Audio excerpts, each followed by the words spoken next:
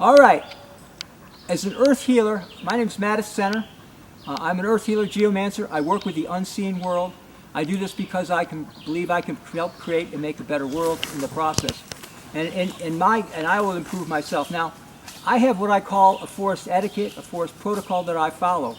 And that begins before I enter a forest.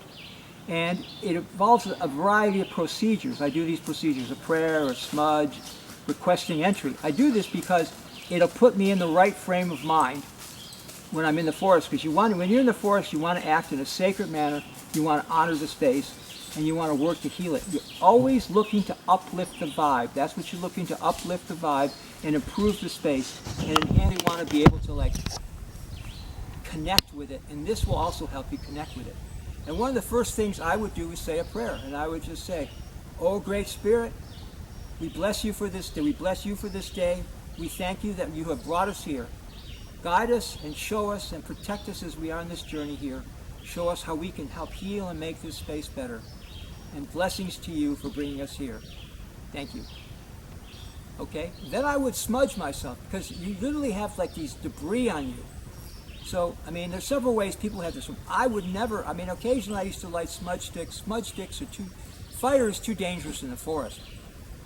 Unless you bring a big water with you, and where you are, it's just way, way too dangerous. I've run into forest fires a few times, and it's just careless use of fires. Even people think they could put it out, and it didn't work out. So when you're trying to do this, one of the things you could do is you could pretend you're scrubbing your body. This is one of the things I could do. Just the same thing, only you're scrubbing your aura.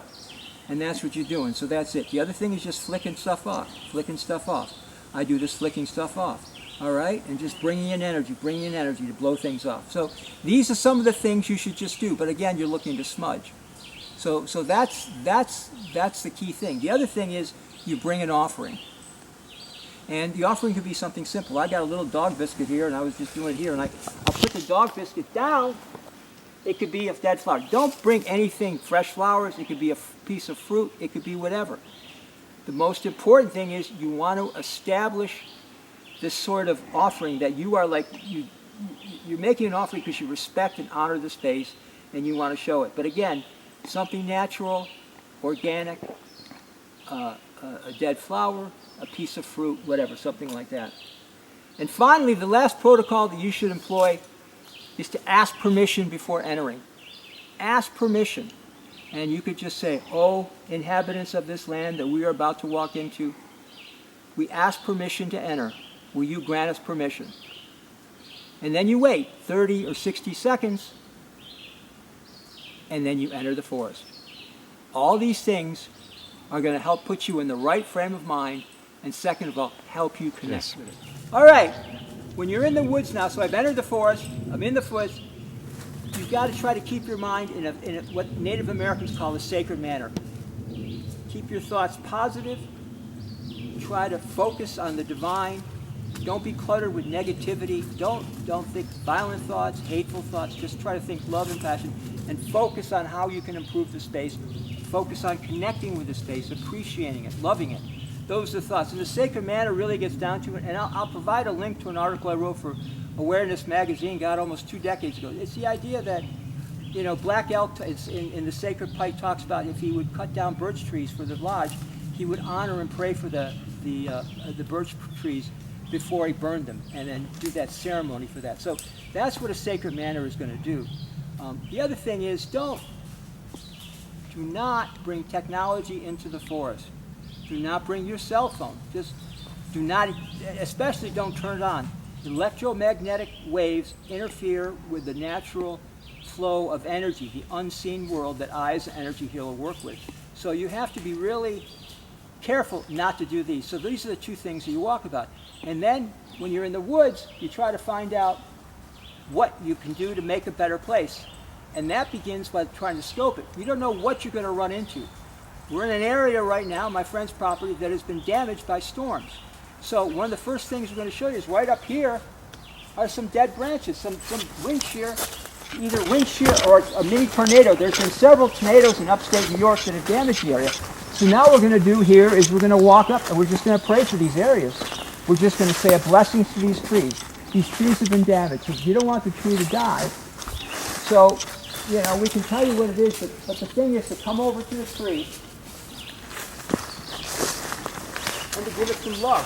And I know people talk about being this is kind of airy-fairy, but it is what it is. So this tree has been damaged. You don't want this tree to die. So there's this flow of energy into the tree right now. So you're going to increase the flow of energy into this tree. Help this tree heal. Help this tree heal. Help it rejuvenate. Help it become better. Help it overcome what it has happened here. So that's what you're trying to do here. We didn't plan on this. It's here. We found it. So now you pray for it. Pray. Help it heal. Help it heal. And there's a flow of energy that comes into this. The life force comes into it. You get a larger dose of the flow of energy. Let me see if I get it. Which way is the life force flowing? Life force is flowing this way. So now if I pray, what happens? See how the life force goes? It's pulled in. I can't do it. Let me just see. The life force is going this way. Watch what happens when I touch it. See how it flows in? So that connection, I mean, just by touching someone, thinking, there's a bunch of other energies here, but something dynamic happens, you're giving it. Most important is the earth force in the ground below. So that's what you're trying to do. You're trying to heal this. You don't want this as an old tree. Why have it die? It got injured. It can resuscitate itself and recuperate. So this was the first thing I saw.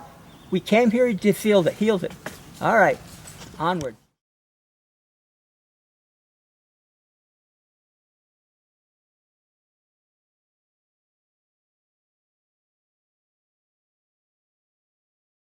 All right, one of the other things you should always do, I don't have a big bag, we're over here a little bit. My backpack's over there. We've got to usually attach a plastic bag or some other larger bag.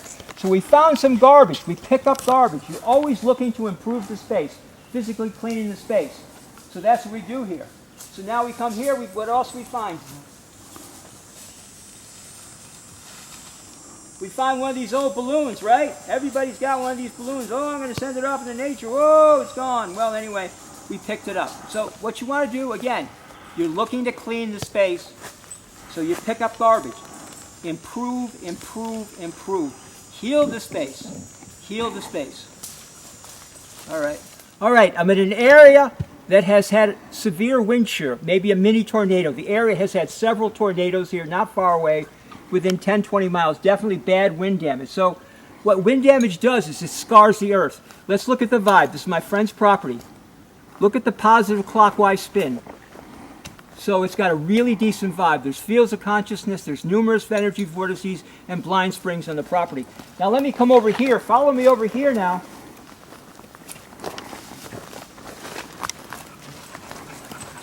Let's look at the vibe. So it's starting to go counterclockwise, kind of looping there, but basically it's negative. So the space has been damaged. So, and we're over there, it's even worse, but you can see that it's totally uprooted. This area has been damaged by the earth. So what you as an earth healer now need to do is, if you're dedicated to earth healing, you have to pray for it. You have to meditate. You have to put light and love into the land. And you can do that by finding ley lines or just going around the periphery and surrounding it and just a little prayer all around the whole area to uplift it and plant those seeds. But let's look and see if we can find a ley line first and foremost, okay? So we come over here, we got a ley line here. I should say, the ley line's going this way, but where's the center part? So the center's over here. So I'm going to go more over here, and I'm going to say, oh, God, oh, great Spirit, bring love and light into this area. Please help it heal, help it rejuvenate itself, become once what it was before. Heal it, oh God Almighty, help it heal. Blessings. So now I'm going to walk around here, and I'm going to do the same thing. I'm going to do a little prayer over here. I'm going to do this in a clockwise motion. Clockwise motion. I'm going to say, oh, great Spirit, bring light and love, bright light and love. Obviously, I'd spend more time doing this, but I'm trying to make this video. So now I'm going to come over here, and this is the area that's been severely damaged. And you can just see it here. And you look here, and you can just say, show me the vibe.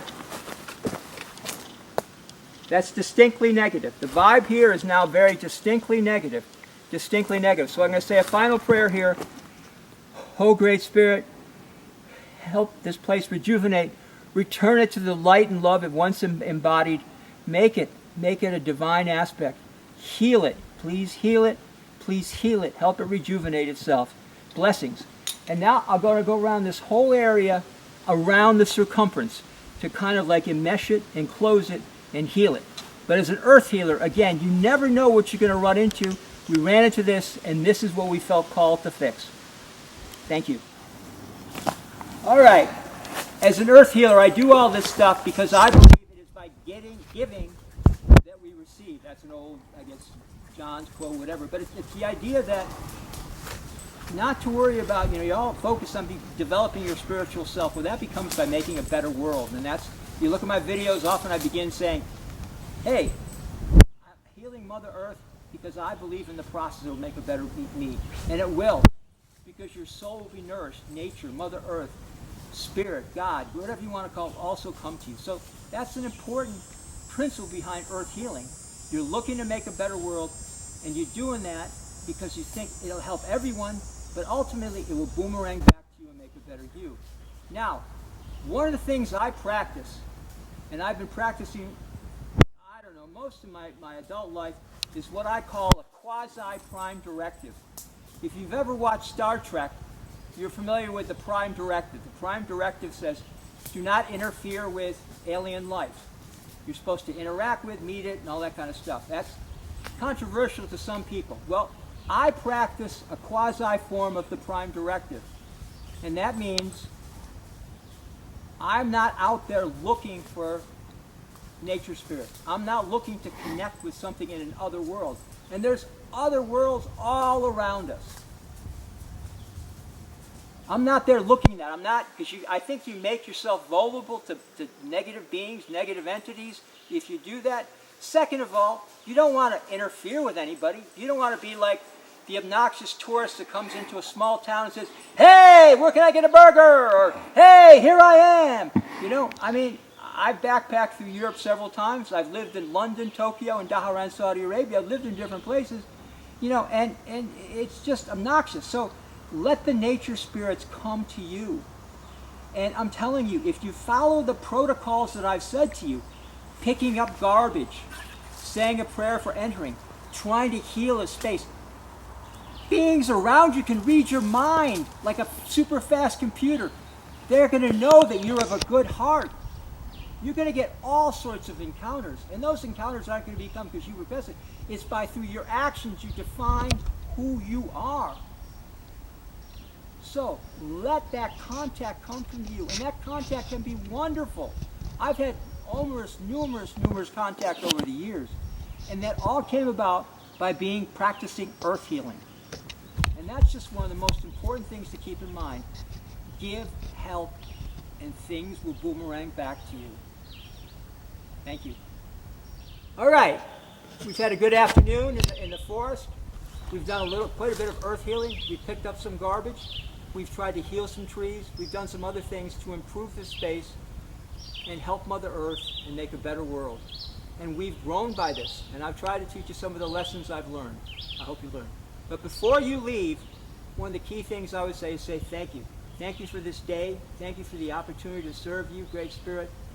Thank you for this wonderful property that we were introduced for and all the magic and wonder it's brought into our life. We feel so grateful for that. This place has just been such a blessing. And we feel gratitude of all sorts, being able to heal the trees that have suffered from this wind shear or tornado, whatever came through. And we thank you for that opportunity. And please keep us in mind. We will keep you for this wonderful, wonderful day. Blessings.